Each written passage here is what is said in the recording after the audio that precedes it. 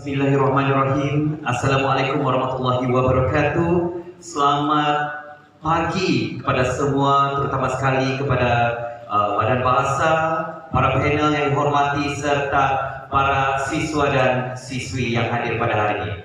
Semua masih lagi okey? Ada yang mula menggeleng, saya tahu kita beberapa lama duduk kan. Jadi boleh saya mohon izin dahulu dengan panel sebelum kita mulakan. Saya ada satu perkara gerakan yang perlu kita lakukan. Kalau boleh para siswa dan siswi berdiri dahulu. Jika para tetamu ingin ikuti pun boleh. Ya, berdiri dahulu. Mungkin kepada semua penonton kita ada sedikit saya ingin lakukan. Panel boleh duduk dahulu. Pasal panel ni kita bagi dia panas dahulu. Okey, untuk kita mulakan sesi pada kemuncak lah kiranya. Saya buat satu gerakan. Okey, kalau saya tepuk tangan sekali, letakkan di kepala. Okey, tepuk tangan sekali, letakkan di kepala. Tepuk tangan 2 kali, letak di bahu. Dan tepuk tangan 3 kali di pinggang. Boleh? Boleh. Okey. Sedia?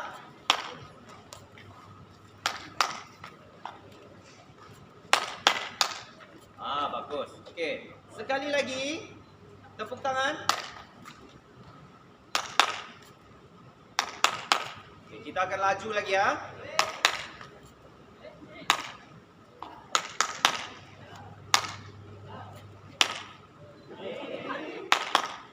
Okey, bagus. Itu pertama. Yang kedua, saya tunjuk ini apa yang anda perlu buat. Tepuk tangan. Saya tunjuk ini. Dan ini. Okey, boleh? Sedia.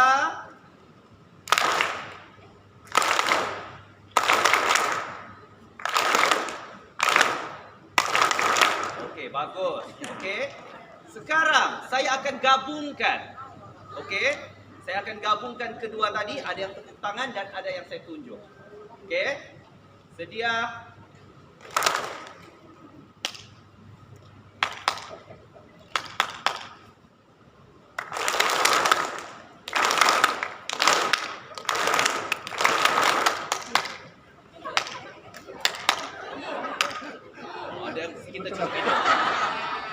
Okey, terima kasih kepada semua. Cukup sporting semuanya, tanya. Nampaknya semua badan pun emosi kembali pulih. Untuk kita memulakan, saya rasa untuk sesi yang ketiga pada kali ini agak santai sedikit disebabkan kita akan bercerita dan kita akan mendengarkan perkongsian daripada kedua orang panel pada hari ini tentang satu perkara yang sememangnya menjadi satu isu yang cukup baik untuk kita bincangkan, yaitu mengantarabangsakan sastra Melayu di Sabah. Dan saya perkenalkan diri sekali lagi, sebenarnya saya merupakan moderator yang tinggal menggantikan Datin Haliza. Jadi oleh kerana itu saya akan membantu untuk sesi pada hari ini dan saya mulakan mungkin dengan serangkap pantun, yaitu tepian kayu mencari suasa, pinggiran payah terlihat siantan. Sastra Melayu, khazanah bangsa, menjadi karya panduan watan. Itulah dia pembuka kepada sesi kita yang ketiga pada hari ini. Tuan-tuan dan puan-puan, kalau tadi pagi kita pergi ke Brunei, kan? Kita berjumpa dengan panel dari Brunei, kemudian kita terbang pula ke Jepun. Kan? Kita mendengar perkongsian daripada Jepun. Kemudian kita terbang pula ke Malaysia juga. Dan kita mendengar pula perkongsian daripada Indonesia. Kini kita juga akan kembali ke Malaysia dan juga kita bersama-sama juga dengan panel yang asalnya daripada Thailand. Tepuk tangan. Kita sawadika. Kan? Okey. Jadi mari kita berkenalan terlebih dahulu dengan panel yang pertama di sebelah kanan saya. Nama diberi yaitu Profesor Madya Fauzan Jengwin. Ataupun nama Melayunya Cik Wan Fauzan bin Cik Wan Yusof.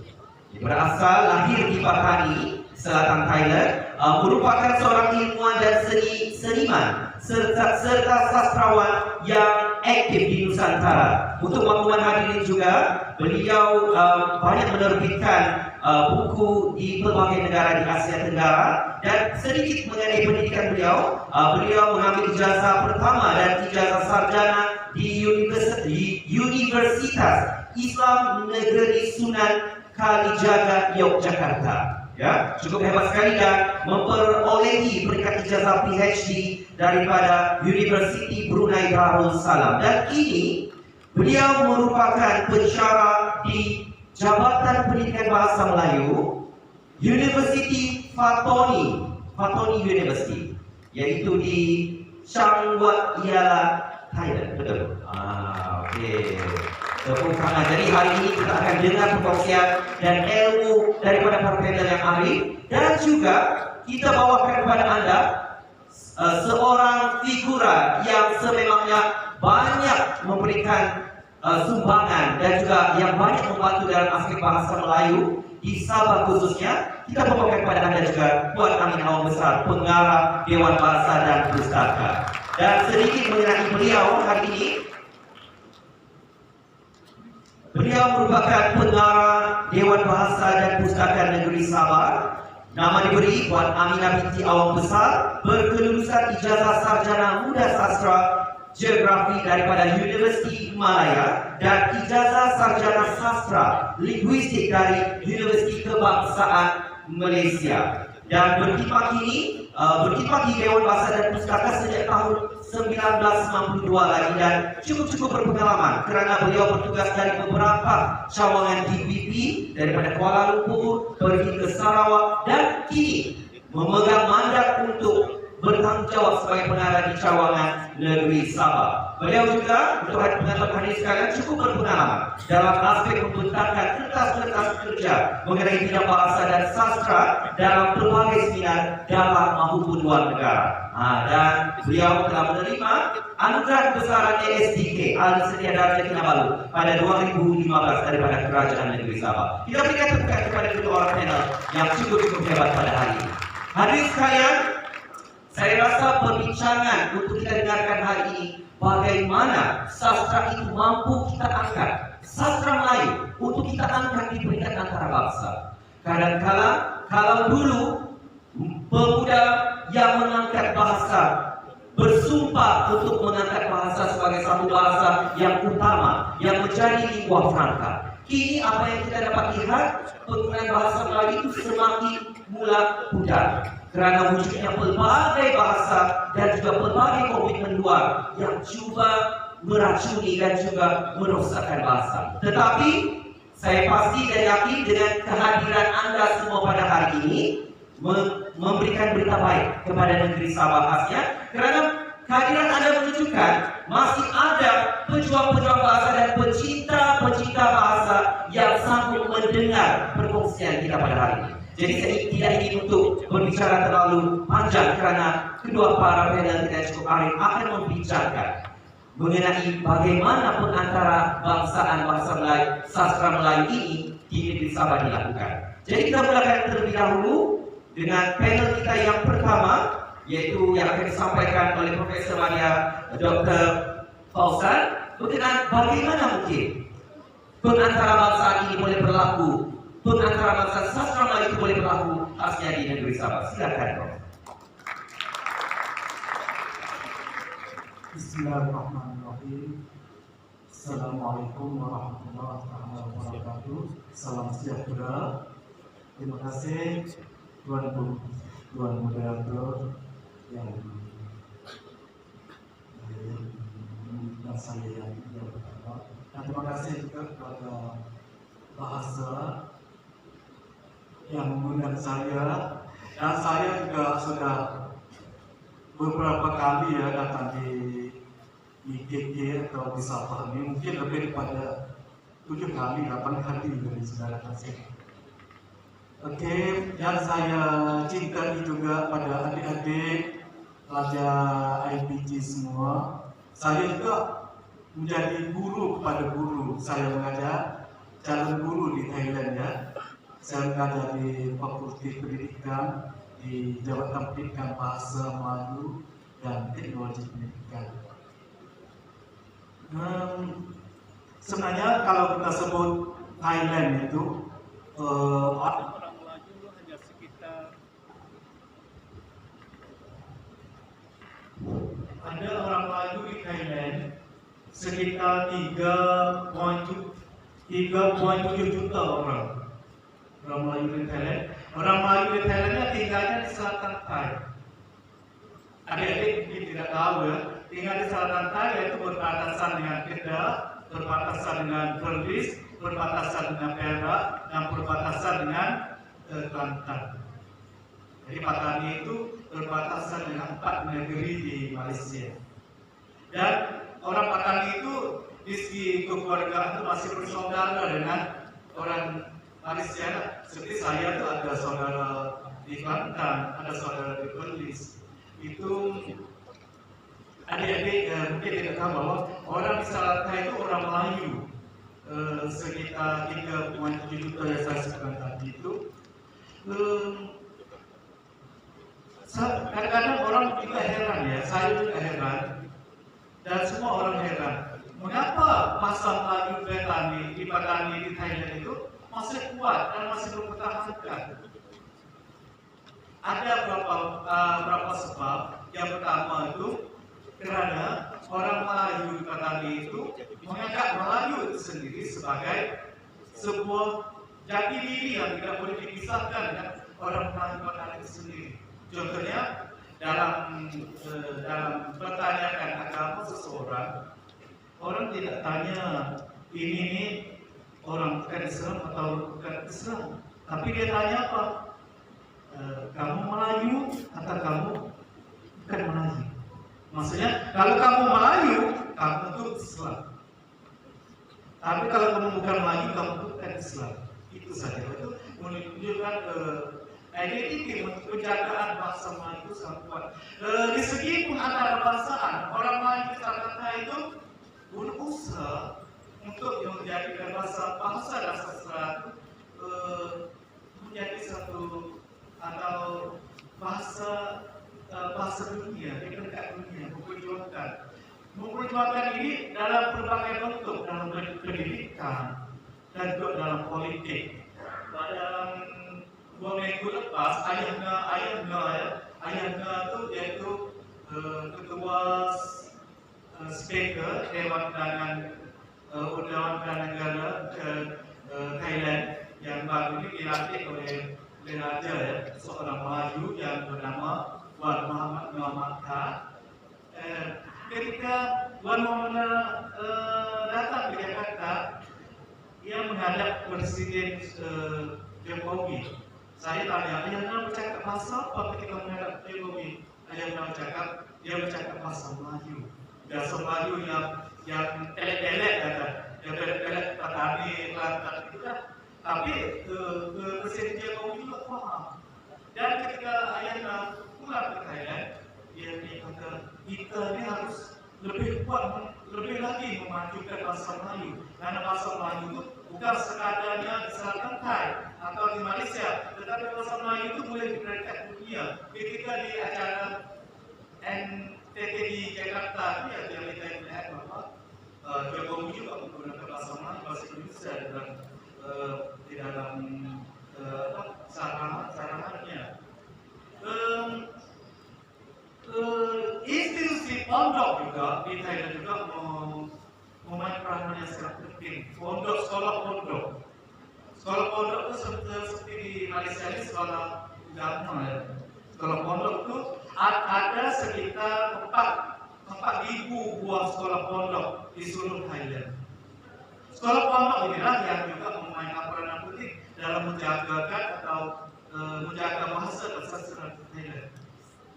Sekolah pondok ini menjadikan bahasa Melayu sebagai subjek wajib di setiap sekolah pondok. Baik sekolah pondok yang bukan di selatan Thai, di Phuket, di Surat atau di mana-mana, itu menjadi salah satu subjek wajib di sekolah-sekolah pondok.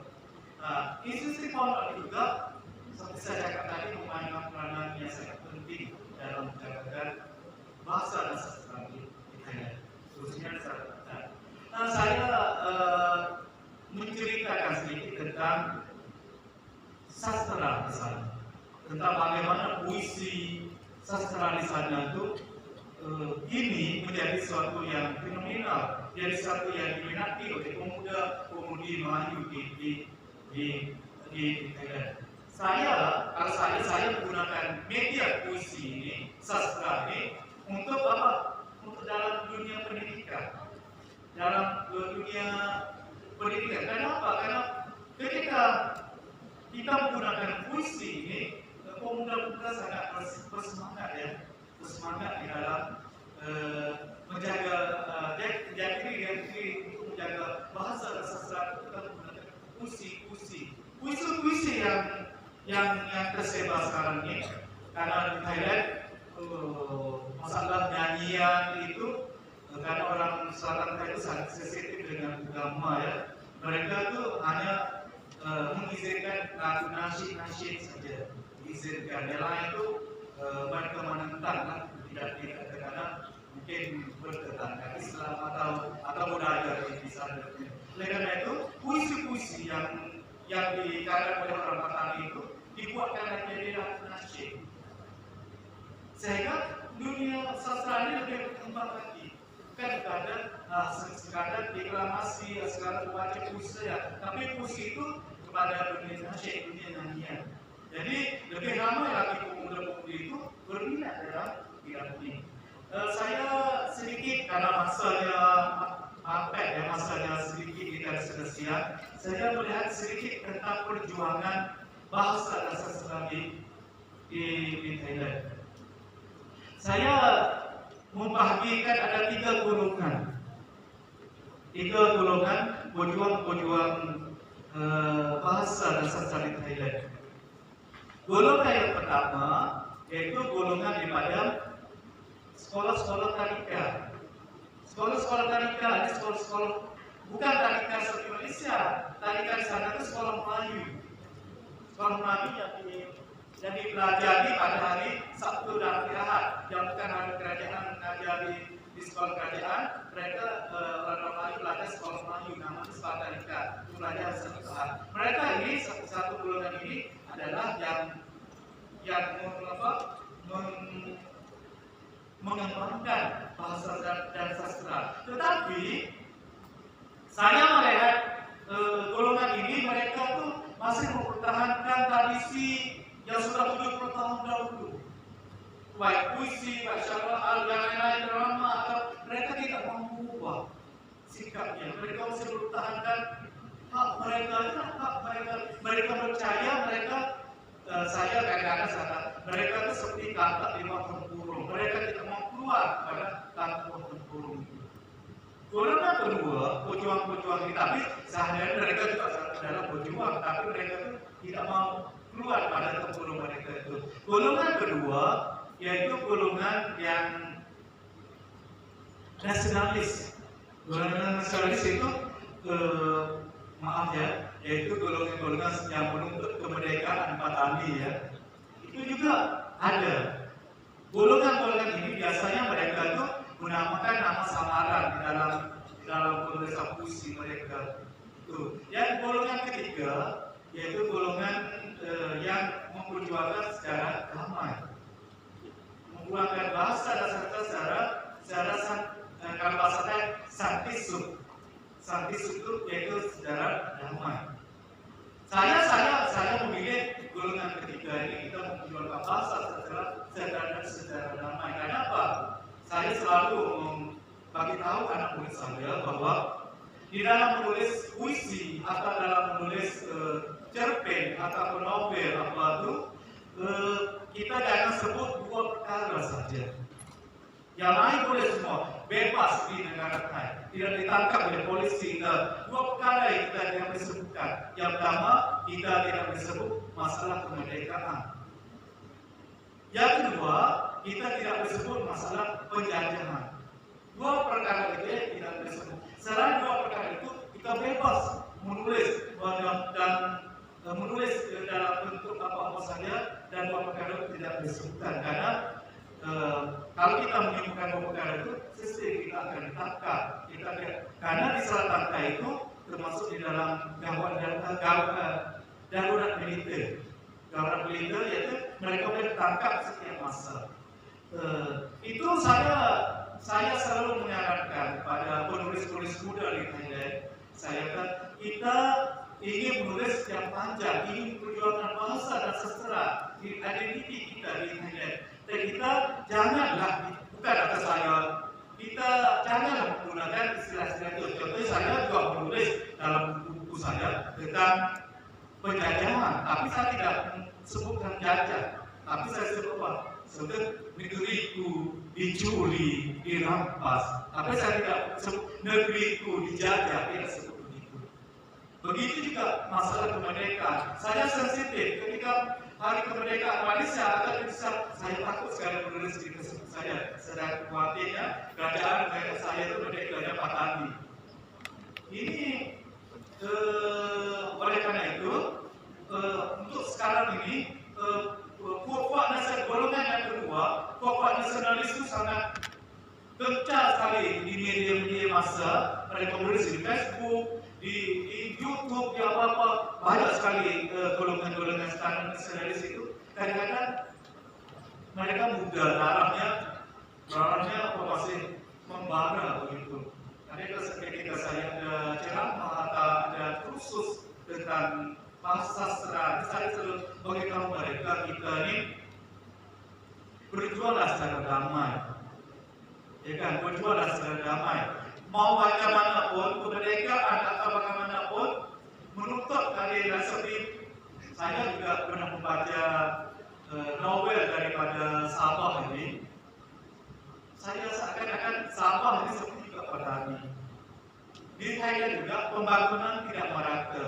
Di atas itu sangat maju ya, ketika di selatan Thai itu ya belum sampai sejahteranya, belum sampai merata di selatan Thai. Sedangkan hasil buminya ini kita cek, hasil buminya di Thailand itu minyak terbanyak sekali di Thailand itu adalah minyak daripada bumi Patani. Gas terbanyak sekali di Thailand itu adalah gas daripada Patani. Tetapi kesejahteraan di Patani itu tidak ada. Saya pernah menulis puisi tentang nasib orang Melayu di kedai tom yum Malaysia.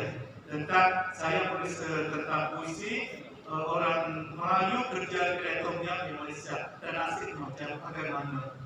Itu saya puisi itu disebar di seluruh orang petani yang kerja di Malaysia itu, karena sangat sedih sekali. Karena orang-orang petani yang kerja di Malaysia itu hanya menjadi kuli-kuli di kedai tom yum. Mereka hanya menjadi kuli-kuli di kedai tom yum, hanya gaji berapa saja. Kadang-kadang mereka pergi kedai tom yum itu bukan secara rasa, tapi secara marah. Ya balas mungkin kita kayak saja karena masanya sangat mepet. Nanti mungkin ada sesi pertanyaan kalau ada. Assalamualaikum warahmatullahi wabarakatuh. Terima kasih Prof atas perkongsian yang cukup menarik tadi. Apa yang saya dapat daripada perkongsian Profesor tadi adalah bagaimana kalau di Patani mereka mengantarabangsakan sastra itu daripada pendidikan, kemudian daripada penghasilan puisi dan juga lagu. Kerana apa yang saya dapat daripada perkongsian Profesor tadi, pengantarabangsakan itu boleh berlaku kalau ada penglibatan golongan muda. Betul, Prof. Dan mungkin saya rasa hadirin sekalian, para siswa dan siswi perlu memahami juga sebenarnya apa maksud sastra itu.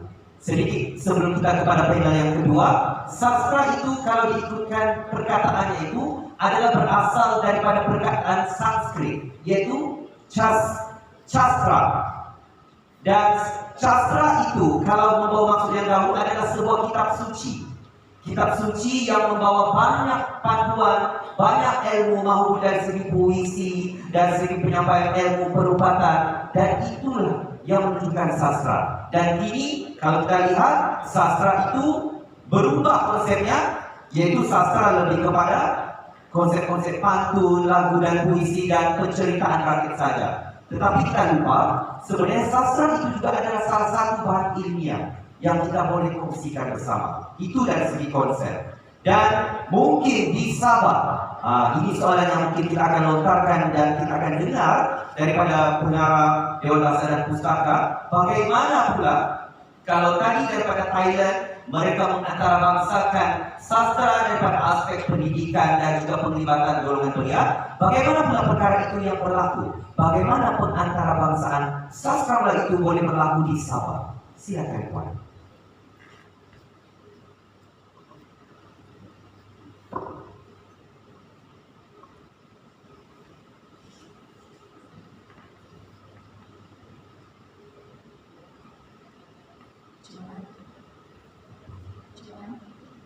Baik, terima kasih kepada yang berusaha saudara moderator atau pembicara, rakan panel, Profesor Nadia Kausan, dan juga yang berusaha Tuan Azroy selaku pengurusi jawatan kuasa pelaksana SIA yang kedua, rakan-rakan pemakalah yang masih ada bersama-sama kita pada tengah hari ini, tuan-tuan dan puan-puan, pensyarah, hadirin, mahasiswa dan juga mahasiswi IPG Kampus Gaya. Jadi pada tengah hari ini saya akan membentangkan sebuah kertas yang judulnya Perkembangan Sastra Kanak-kanak di Sabah, Peranan Dewan Bahasa dan Pustaka sebagai Badan Penerbit Unggul.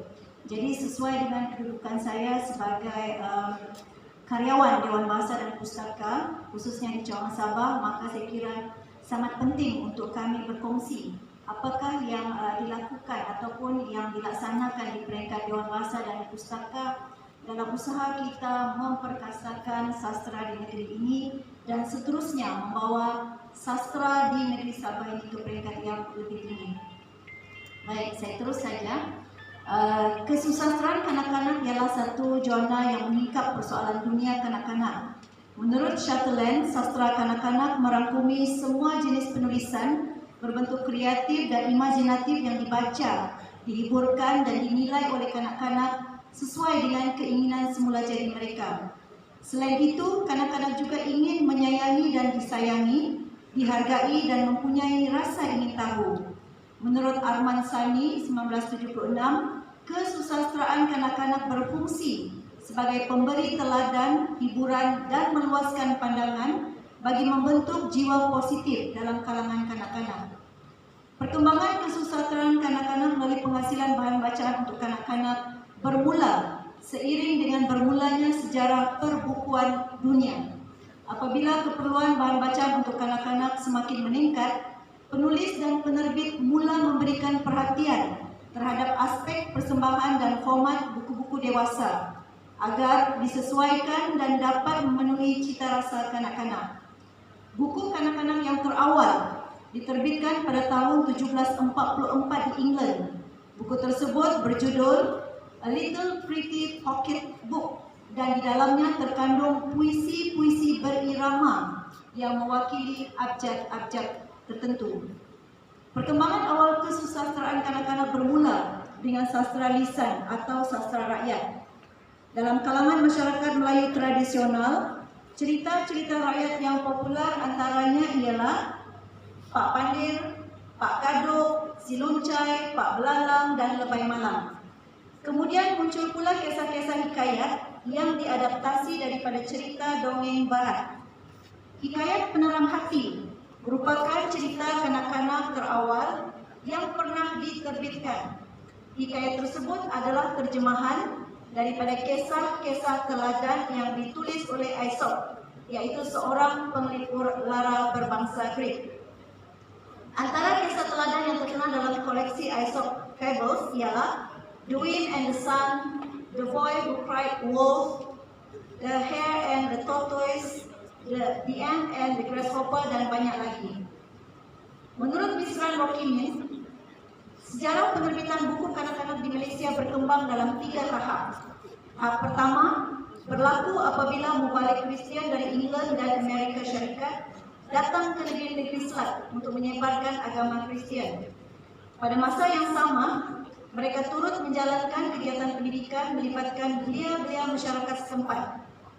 Tahap yang kedua berlaku apabila ditubuhkan pejabat Karang Mengaram pada tahun 1924 melalui sokongan penguasa pendidikan kolonial serta kerjasama daripada penerbit, pencetak dan pengedar Inggris. Dan tahap yang ketiga pula berlaku apabila negara mencapai kemerdekaan dan penerbit-penerbit tempatan muncul bersama-sama dengan kedatangan beberapa penerbit antarabangsa yang membuka operasinya di Malaysia. Dewan Bahasa dan Pustaka Malaysia ditubuhkan pada tahun 1956 di Johor Bahru sebagai sebuah jabatan kecil di bawah Kementerian Pelajaran. apabila Dewan Bahasa dan Pustaka dinaikkan taraf menjadi sebuah badan berkanun pada tahun 1959 melalui Ordinan Dewan Bahasa dan Pustaka, agensi ini diberikan peranan otonomi untuk menghubal dasarnya yang khusus, menyusun program pembinaan dan pengembangan bahasa dan sastra, dan menjalankan kegiatan penerbitan dan perniagaan buku secara kompetitif. Peranan ini kemudiannya dicerakinkan dan digarapkan menjadi 6 matlamat penting penubuhan DBP seperti yang tertera di atasnya. Baik, saya lanjutkan. Apabila Dewan Bahasa dan Pustaka Camas Sabah ditubuhkan pada tahun 1977, setahun kemudiannya unit penerbitan diwujudkan bagi melaksanakan fungsi penerbitan seperti yang dinyatakan dalam matlamat penubuhan Dewan Bahasa dan Pustaka. Tanggungjawab yang diamanahkan ini sangat penting agar kedudukan Dewan Bahasa dan Pustaka sebagai badan penerbit badan bahan bacaan berbahasa Melayu di Sabah sama relevannya dengan peranan penerbitan yang dilaksanakan oleh Dewan Bahasa dan Pustaka di Kuala Lumpur. Pada awalnya, bentuk terbitan yang diusahakan ialah majalah. Hanya selepas 1986, penerbitan buku mula digiatkan di Sabah. Unit ini turut menyokong usaha pembinaan dan pengembangan sastra di Sabah melalui penerbitan karya-karya yang dihasilkan oleh para penulis Sabah. Perolehan karya jurnal kreatif yang diusahakan termasuklah novel, kumpulan puisi dan kumpulan cerpen. Pengumpulan manuskrip dilaksanakan melalui bengkel-bengkel perolehan yang diadakan di Dewan Bahasa dan Pustaka, Pusat Pengajian Tinggi serta Jabatan Kerajaan dan Swasta. Setiap tahun sekitar 20 manuskrip buku dalam jurnal kreatif diuruskan oleh unit penerbitan Dewan Bahasa dan Pustaka Camas Sabah dan kemudiannya dikemukakan ke Jabatan Penerbitan DBP untuk tujuan proses penerbitan. Kewujudan unit penerbitan pada tahun 1978 di Dewan Bahasa dan Pustaka Camas Sabah merupakan titik pemula kepada berkembangnya sastra di Sabah. Walaupun era penerbitan buku oleh Dewan Bahasa dan Pustaka Camas Sabah bermula kemudian berbanding penerbitan majalah-majalahnya, penerbitan buku terus berkembang hingga kini, termasuklah buku kanak-kanak. Antara matlamat penerbitan buku kanak-kanak oleh Dewan Bahasa dan Pustaka ialah yang pertama, memperbanyak bahan bacaan dalam bahasa Melayu yang sesuai untuk bacaan kanak-kanak dan dijadikan bahan sokongan dalam pengajaran peringkat prasekolah dan tadika. Yang kedua, menyediakan bahan bacaan kanak-kanak yang bercitrakan tempatan, khususnya negeri Sabah, sebagai salah satu bahan ilmu atau bacaan yang memberikan informasi kepada masyarakat. Yang ketiga, memberikan ruang kepada para guru yang mengajar kanak-kanak peringkat prasekolah dan tadika menulis buku kanak-kanak selain penulis sedia ada. Dewan Bahasa dan Pustaka Camas Sabah mengusahakan penerbitan buku untuk kanak-kanak yang berusia 1 hingga 12 tahun dalam 2 bentuk, yaitu buku fiksyen dan buku informatif. Karya yang dikategorikan sebagai fiksyen termasuklah buku bergambar, buku ilustrasi, novel, kumpulan cerpen, lagu dan drama, sama ada karya asli atau terjemahan. Manakala karya informatif ialah buku pengetahuan, pedoman muda, biografi, autobiografi dan buku rujukan, sama ada karya asli atau terjemahan. Buku kanak-kanak yang pertama diusahakan oleh Dewan Bahasa dan Pustaka Camas Sabah adalah pada tahun 1989, berjudul Cerita Rakyat Sabah, yang diselenggarakan oleh Wan Yusuf Hasan dan Siti Hadiah Haji Abdul Muttalib. Buku ini menghimpunkan cerita-cerita rakyat Sabah yang diperoleh hasil daripada projek penyelidikan di bawah peruntukan Dewan Bahasa dan Pustaka. Ini kemudiannya diikuti dengan penerbitan buku berjudul Dewi Labu Kundur 1992 oleh Azman Nordin, buku Putri Bungsu dan Suluwadin 2010 karya Rohaili Madarin, dan buku kumpulan cerita rakyat Sabah Putri Sumung Buyung 2016 karya Azman Nordin. Penghasilan atau penulisan karya sastra kanak-kanak tidaklah semudah yang disangkakan. Banyak aspek yang perlu diambil kira bagi menghasilkan karya yang bermutu. Selain memberikan penekanan terhadap bentuk, isi cerita dan juga tujuan sesebuah karya itu, penulis hendaklah juga mengutamakan aspek perlindungan material, perlindungan emosi, perlindungan intelektual dan perlindungan spiritual pembacanya. Malah Sulaiman Masri pada tahun 1984 menggariskan beberapa kriteria penulisan karya sastra bermutu untuk kanak-kanak. Antaranya karya sastra dihasilkan berdasarkan tujuan pendidikan kanak-kanak. Yang kedua, tema, pemikiran dan persoalan yang disajikan hendaklah selari dengan matlamat pendidikan kanak-kanak. Latar cerita hendaklah dalam lingkungan kehidupan kanak-kanak. Penggunaan bahasa dalam karya dalam menepati tahap penguasaan kanak-kanak. Karya sastra memaparkan gambar dan atau ilustrasi berdasarkan fungsi yang sebenar dan bentuk fizikal karya yang dihasilkan dalam mengambil kira didaktis psikologi seperti jenis kertas, saiz buku, saiz dan jenis font dan sebagainya. Bagi mempergiat dan mempercepat penerbitan buku kanak-kanak, Dewan Bahasa dan Pustaka Cawangan Sabah merangka beberapa plan penerbitan seperti penerbitan secara berpakej yang melibatkan kerjasama dengan pelbagai pihak di negeri Sabah, perolehan manuskrip melalui sesi perbengkelan yang melibatkan penulis dan pelukis tempatan, dan peraduan penulisan atau sayembara penulisan sejak tahun 1990-an. Antaranya ialah yang pertama penerbitan buku kanak-kanak Yayasan Sabah Dewan Bahasa dan Pustaka. Ini merupakan projek kerjasama antara Dewan Bahasa dan Pustaka Cawangan Sabah, Yayasan Sabah dan juga bahagian penerbitan sastra Dewan Bahasa dan Pustaka bermula sejak tahun 1995. Sebanyak 26 judul buku bergambar kanak-kanak telah diterbitkan pada tahun 2000 di bawah siri bacaan Tadika yang Harian. Ya. Yang kedua ialah penerbitan hasil peraduan tulis novel kanak-kanak. Ya. Pertandingan ini dianjurkan oleh Dewan Bahasa dan Pustaka Cawangan Sabah bermula pada Januari hingga Ogos 1998. Penganjur menerima 16 buah manuskrip yang telah dinilai secara saksama oleh panel yang berwibawa. Daripada jumlah tersebut, 5 manuskrip telah berjaya diterbitkan pada tahun 2001. Antaranya ialah Sesato karya Chin Kokon, Siut karya Siti Rahmaji Ibrahim, Projek Halimunan karya Emily N. Kising dan yang lain-lain. Yang ketiga ialah bengkel perolehan manuskrip novel kanak-kanak. Sejak tahun 2016 hingga kini, Dewan Bahasa dan Pustaka telah menganjurkan banyak siri bengkel perolehan manuskrip novel kanak-kanak secara terancang, yaitu sebanyak 2 kali setahun. Bengkel ini melibatkan penulis dan pelukis tempatan serta dibimbing oleh pakar dan editor yang berkemahiran dengan kerjasama Jabatan Penerbitan Dewan Bahasa dan Pustaka. Setakat ini, 10 buah manuskrip telah diterbitkan oleh Dewan Bahasa dan Pustaka dan masih banyak lagi manuskrip yang sedang menunggu giliran untuk diterbitkan. Yang keempat ialah penerbitan buku kanak-kanak Yayasan Sabah dan Dewan Bahasa dan Pustaka kali kedua.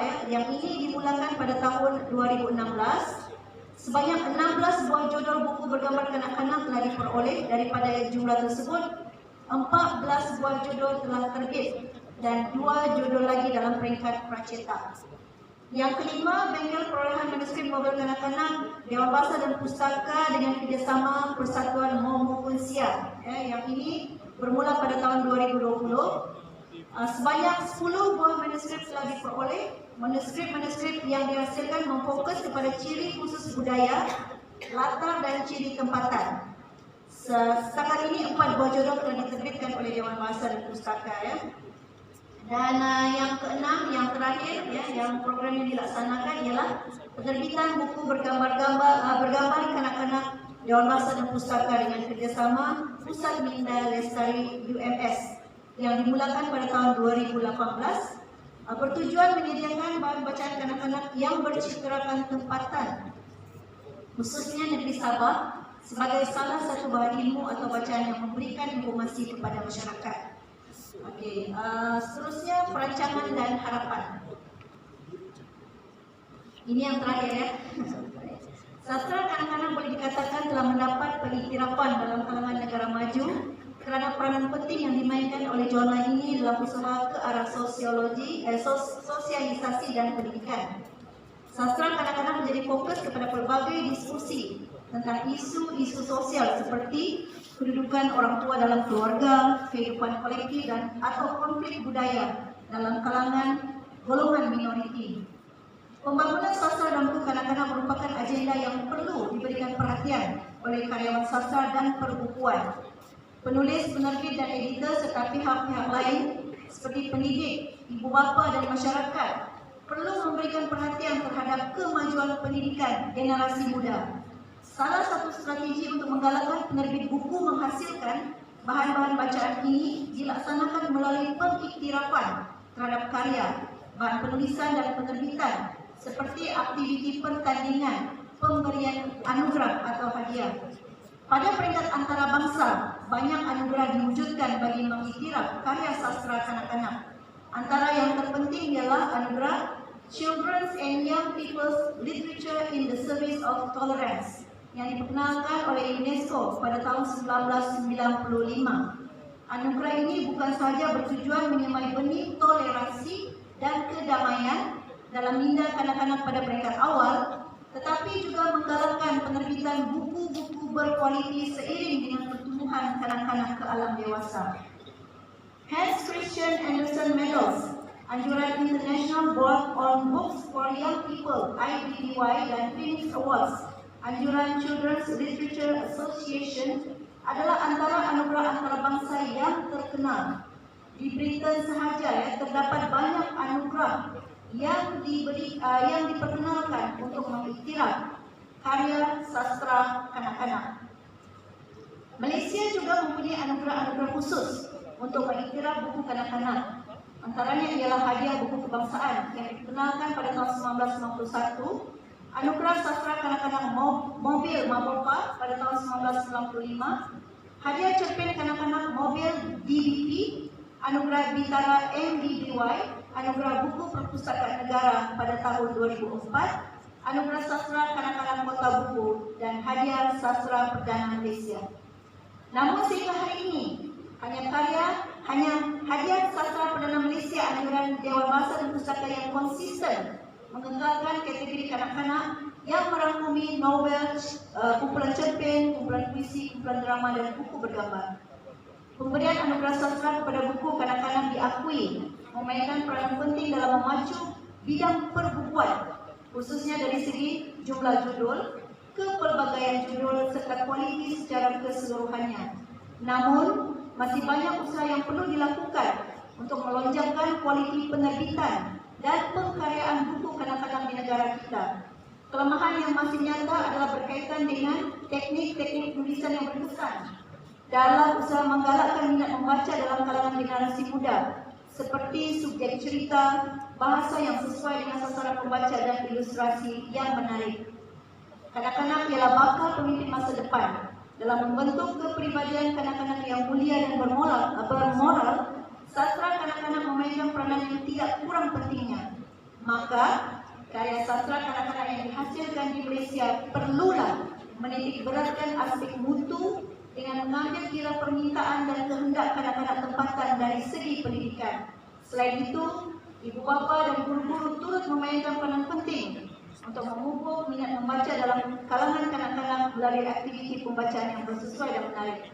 Dan sesungguhnya, hal ini penting bagi menjamin kecemerlangan masa depan kanak-kanak. Jadi setakat itu saja pemutaran saya. Saya ucapkan kebanyakan terima kasih.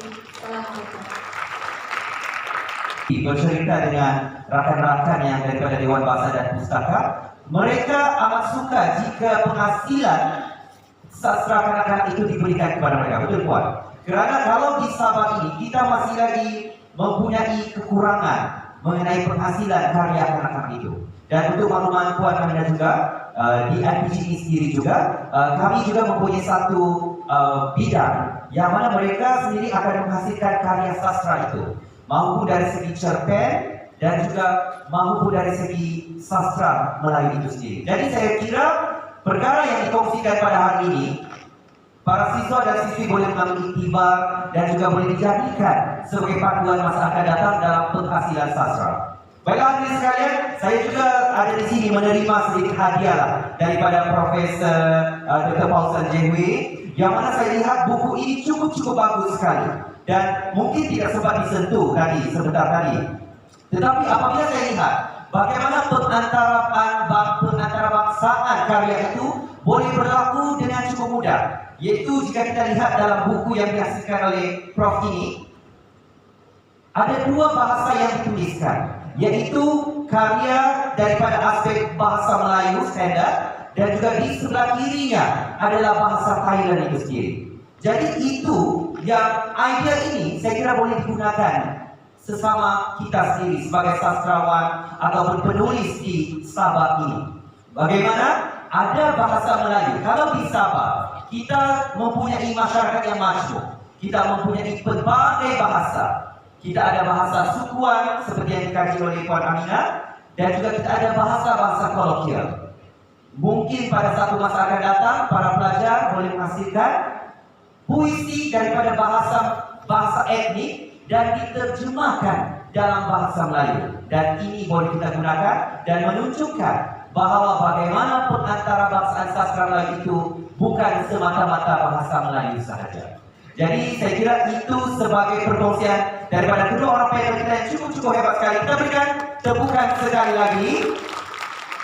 Dan mungkin kita ada sedikit masa, saya kira mungkin boleh mendapatkan satu soalan daripada penonton berkenaan dengan topik yang dibincangkan pada hari ini sebelum kita berakhir sesi forum pada hari ini. Silakan, mana-mana pelajar yang ingin berikan soalan.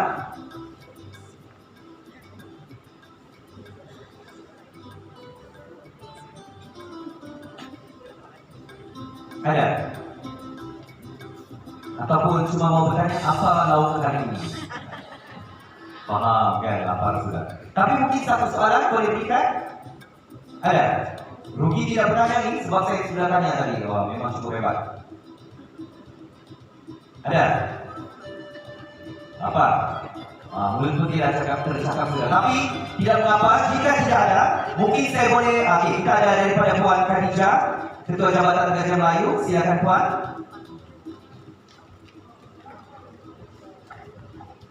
Assalamualaikum, salam sejahtera kepada siswa-siswi yang dengan judul tadi kecapi, tapi lapar perut susah hati kan? Oke, sabar. Oke, soalan saya ditujukan kepada pengarang diri Sabah. Apa keraguan atau caranya untuk menghasilkan karya yang boleh disalurkan ke Dewan Bahasa Pustaka selepas ini? Baik, terima kasih atas pertanyaan tersebut. Baik, sebenarnya di Dewan Bahasa dan Pustaka ini kita sentiasa membuka pintu kerjasama strategik untuk kita melaksanakan berbagai program termasuklah penerbitan. Jadi sebenarnya langkah yang terbaik itu kita berkolaborasi. Mungkin untuk mengadakan gadget, saya tadi dipahamkan bahwa di sini sudah ada kan bidang itu.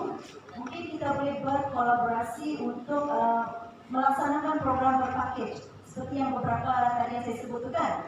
Jadi supaya sama-sama kita melihat, karena di review pun perlu juga melihat dari segi kualiti cerita yang disampaikan. Tapi kita kalau boleh mau menggalakkan, biarlah bercitrakan tempatan. Sebab kita mau mengangkat citra budaya kita yang banyak ini ke peringkat yang lebih tinggi. Sebab di luar itu memang banyak anugerah. Malah buku-buku kita pernah menang dalam beberapa anugerah di peringkat antarabangsa pun. Disebabkan di luar itu orang tidak tahu kan kita punya budaya. Jadi inilah masa untuk kita gunakan untuk kita mengantarabangsakan sastra kanak-kanak ini dalam bentuk buku bergambar. Buku bergambar inilah yang paling kita perlukan. So ini memang paling sedikit, khususnya berbahasa Melayu. Nah, jadi sebenarnya kita di Sabah ini sangat kaya dengan sumber. Tapi tidak kita saja yang tidak tahu bagaimana menggunakan sumber tersebut. Jadi itu jawaban dari saya. Terima kasih kepada soalan tersebut dan juga Puan Aminah, dan mungkin sedikit harapan ataupun cadangan kita dengarkan sedikit secara ringkas daripada Profesor Dr. Fauzan yang kita boleh sampaikan cadangan mungkin atau sedikit harapan dalam sastra Melayu di Sabah ini. Silakan Prof.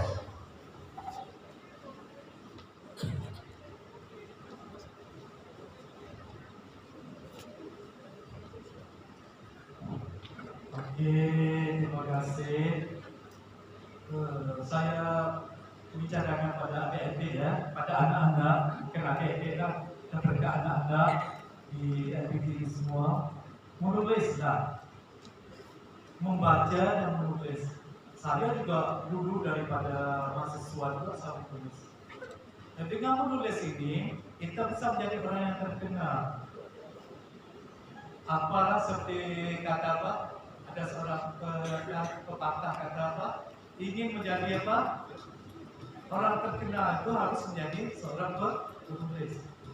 Saya, kalau bukan saya menulis, saya tidak mungkin sampai di Sabah ini. Tidak mungkin sampai di Indonesia atau sampai di mana-mana. Saya pernah pergi ke Jepun, di Australia. Itu daripada hasil menulis inilah. Dulu saya menulis biasa-biasa ya. Saya pernah baca buku saya yang menulis buku pertama, dan itu yang bertajuk Mutiara dari Selokan. Saya menulis sejak 20 tahun dulu buku itu. Saya membaca ulang balik sekarang, saya ketawa. Betapa lucunya apa yang saya tulis dulu 20 tahun dulu. Tetapi daripada buku itulah saya menjadi tahap.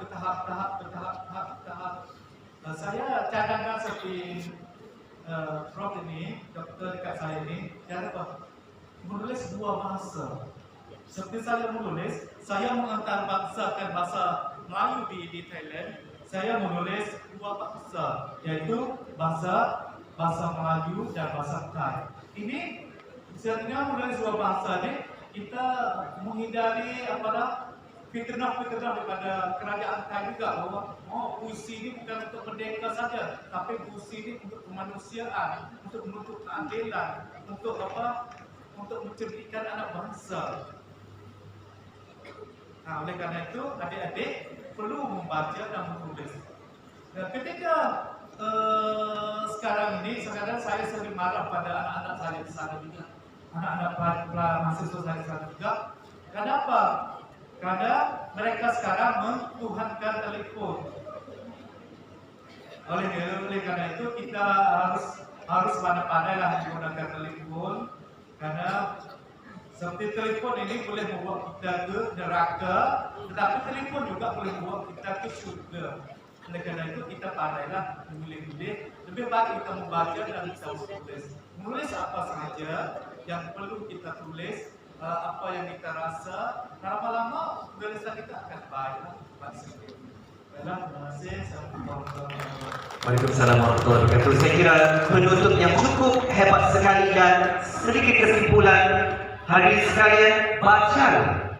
Apabila anda telah baca, tulislah apa yang anda telah baca, dan disitulah pengantara bangsa dan penyebaran ilmu itu akan berlaku. Akhir kata daripada saya, terima kasih sekali lagi. Semoga kita berjumpa di lain masa dalam perbincangan pada hari ini, dan sekian saja daripada kami. Wabillahi taufiq wal hidayah. Assalamualaikum. Selamat menjamu selera selepas ini. Terima kasih.